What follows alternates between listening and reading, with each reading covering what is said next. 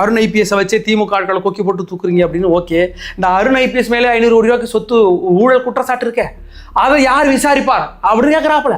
அதுக்கு ஒரு பிளான் வச்சுக்கிறாங்க. அதுக்கு எங்கள்ட்ட ஒரு பிளான் இருக்குது. அன்னியன் படம் பார்த்துருக்கிறீங்களா?